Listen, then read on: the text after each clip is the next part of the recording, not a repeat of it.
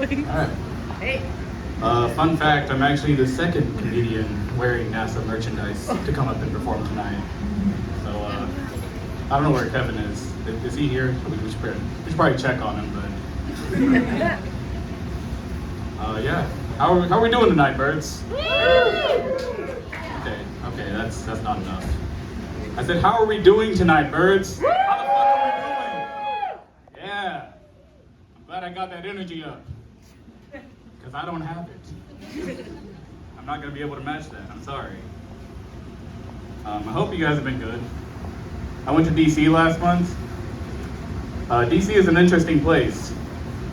They have an interesting brand of racism there. You know? Whenever I got off the train in DC, I started walking to the place I was staying. And there was this lady, this white lady, walking on the sidewalk coming in my direction. And she decides to cross the street. And see, like, right, that's normal, you know, there's no reaction to that. What makes this peculiar is that I had a whole bag of luggage on me. Like, bitch, I got places to be. You think I'm trying to rob you right now? What do you think I'm doing? Let me put my shit up first, and I'll be back. Come on.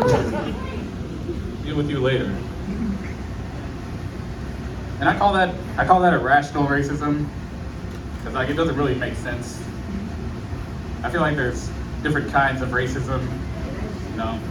Not that there's irrational racism, but I think my favorite kind of racism. Yes, I do have a favorite kind of racism. We all do. Don't let us lie to you. I think my favorite kind of racism is probably naive. Because it's well-intentioned, you know. They're not meaning to. I'll give you an example. My white friend one time asked me if I wanted to go on a cruise. Said it was all expenses paid. You know, I feel like I shouldn't have to explain why I'm really skeptical about going on a ship across the Middle Atlantic.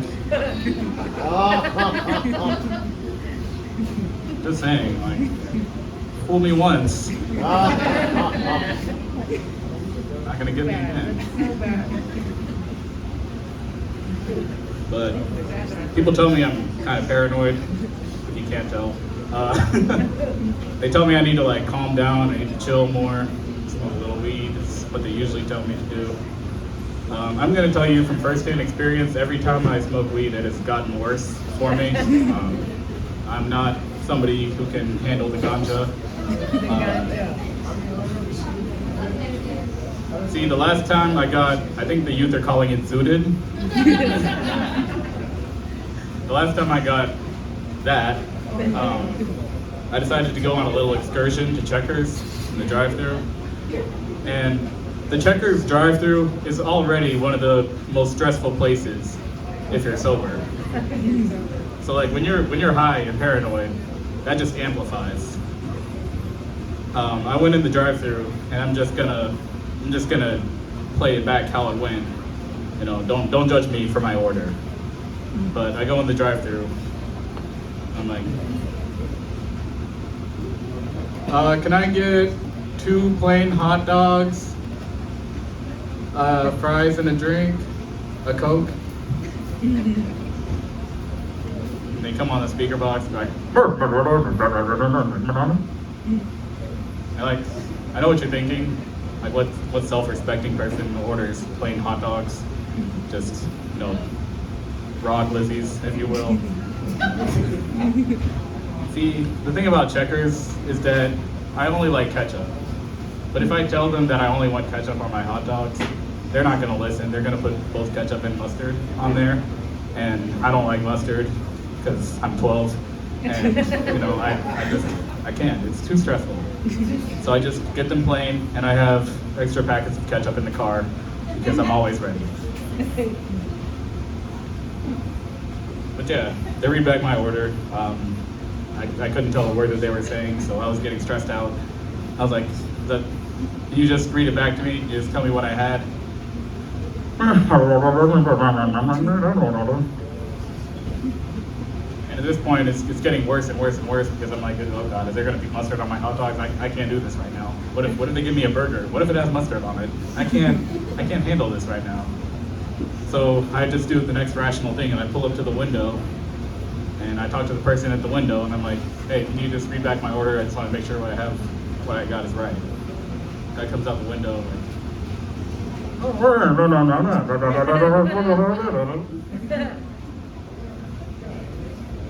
and they have a bag in their hand.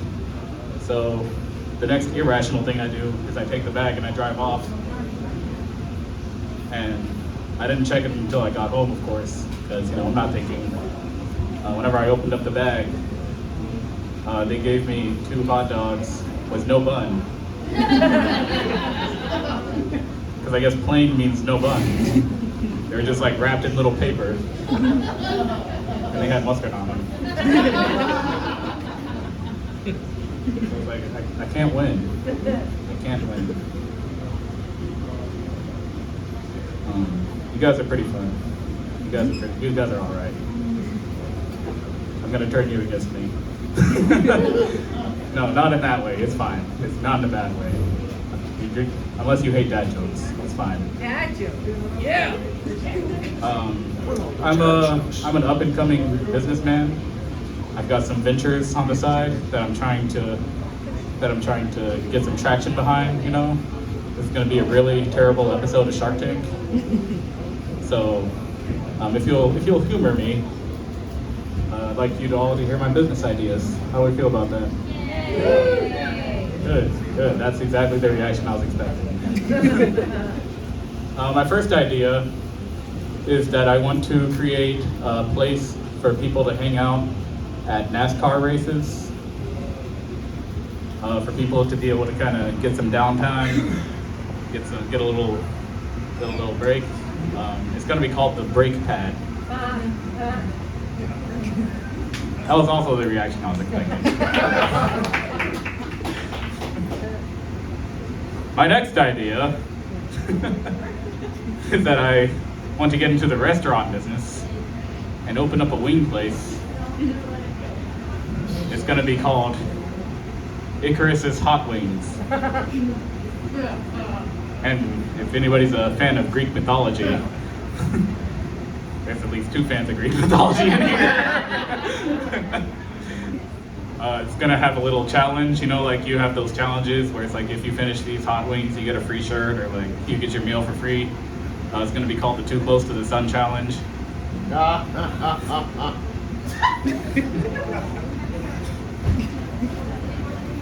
last idea, my personal favorite, is I want to open up a coffee shop where all of the baristas are Jewish men, and it's going to be called Hebrews.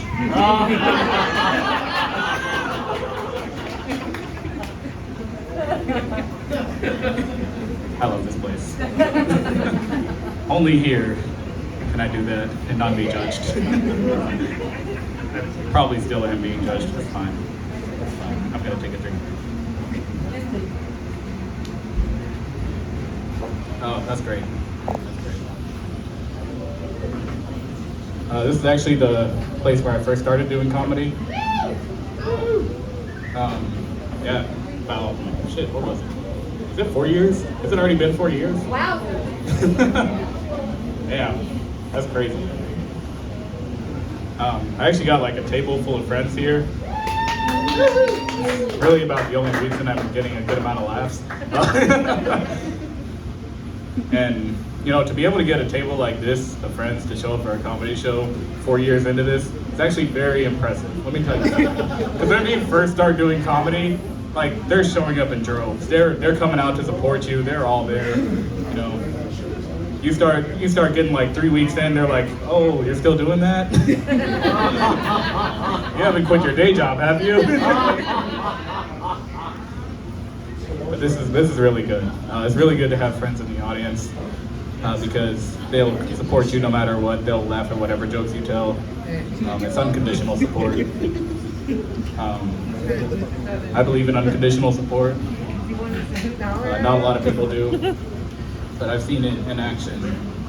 If anybody's ever seen Family Feud, you know that no matter what dumbass answers you tell Steve Harvey, your whole family will be behind you talking about, good answer, good answer. It's up there, Steve. It's up there. And for my last joke, it's really quick. I want to get in the holiday spirit because it's December. It's almost time for Christmas, and I think I would like to sing a Christmas carol. So I will sing you "Slob to My Knob." I slob on my knob. Fuck.